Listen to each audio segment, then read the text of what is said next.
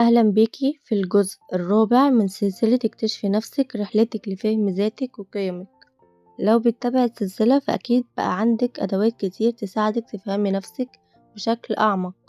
ولو دي أول مرة تشوفي فيديو من السلسلة ديت فأحب أقولك إن دي رحلة لاكتشاف ذاتك وقيمك وأحلامك علشان تلاقي الراحة والسلام الداخلي اللي بتدوري عليه. النهاردة هنتكلم عن 5 أسئلة قوية لو سألتيها لنفسك هتعرفي حاجات عن ذاتك ممكن ما تكونيش فكرتي فيها قبل كده. أسئلة هتخليكي تفهمي دوافعك، رغباتك، وتحددي اتجاه حياتك بشكل أوضح. يلا بينا نبدأ بأول سؤال. أول سؤال، ايه الحاجة اللي بتعمليها بحب حتى لو مفيش مقابل؟ جربي تسألي نفسك ايه الحاجة اللي لما بعملها بحس بسعادة حتى لو مفيش فلوس أو تقدير. الموضوع دوت مهم جدا لأنه بيساعدك تلاقي شغفك الحقيقي.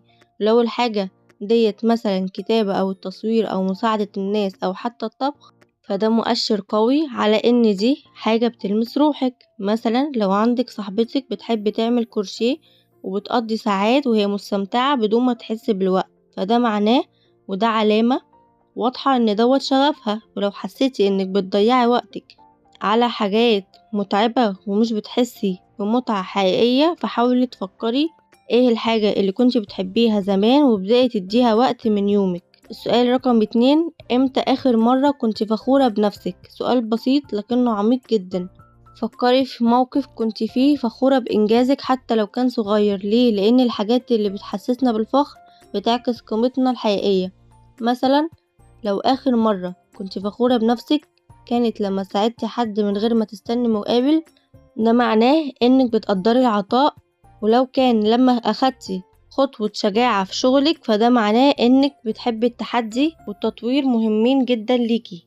في تمرين بسيط ممكن تعمليه هيفيدك. اكتبي 3 مواقف كنت فخورة فيهم بنفسك واسألي نفسك ايه القيم المشتركة بينهم وده هيكون مفتاح لفهم شخصيتك بشكل أعمق.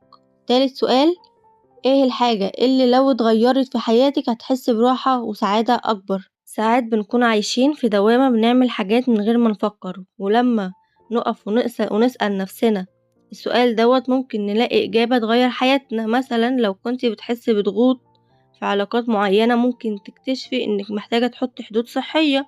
ولو شغلك بيستهلكك ومش بيديلك إحساس بالإنجاز فده ممكن يكون مؤشر إنك محتاجة تدوري على حاجة أقرب لشغفك.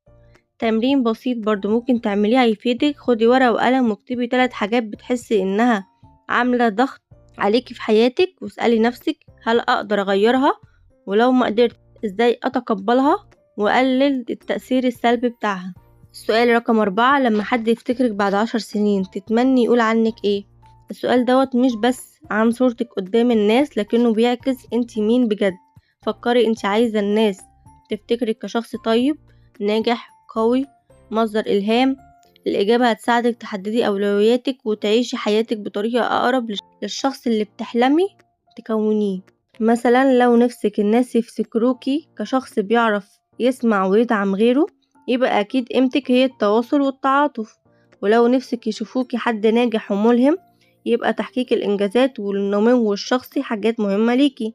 تمرين بسيط ممكن تعمليه، اكتبي 3 صفات تتمني الناس يفتكروكي بيها واسألي نفسك هل حياتي النهاردة بتعكس القيم ديت؟ ولو لأ ايه الخطوات اللي ممكن اخدها علشان اكون اقرب للصورة ديت اللي انا بتمناها لنفسي. السؤال رقم 5، ايه الحاجة اللي بتخافي منها وممكن تكون سبب انك مش بتتحركي لقدام؟ الخوف بيكون عائق الأكبر في حياة أي حد ولو ما قدرتيش تحددي مخاوفك هتفضلي واقفة في نفس المكان. مثلا لو بتخافي من الفشل ممكن تفضلي في منطقة الراحة وما تحاوليش تعملي حاجة جديدة. ولو بتخافي من رأي الناس ممكن تلاقي نفسك بتتنازلي عن حاجات بتحبيها علشان ترضي غيرك. تمرين بسيط برضو تعمليه هيفيدك. اسألي نفسك ايه الحاجة اللي لو ما كنتيش خايفة منها كنت هتعمليها دلوقتي؟ لو الإجابة كانت تغيير في شغلك أو البدء بمشروع أو التعبير عن رأيك بوضوح فده مؤشر قوي إن خوفك هو اللي بيوقفك.